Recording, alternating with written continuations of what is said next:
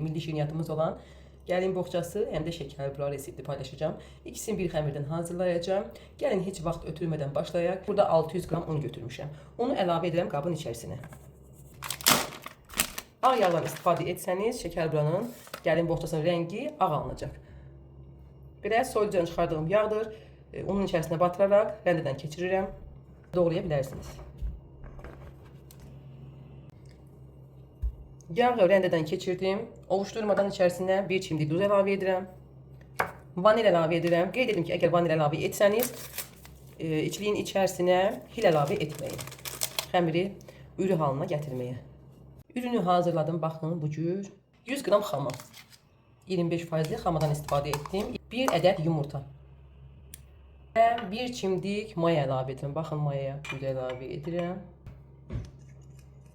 Niyə görə bunu edirik? Aktivləşsin. Öncədən yəni aktivləşsin deyə bunu edirik. Əlavə edirik içərisinə. Burada 100 ml süd var, yəni yarım stəkan süd var. Yarım stəkan südü az-az əlavə edərək bərk xəmir yoğururuq. Xəmiri yoğurdum.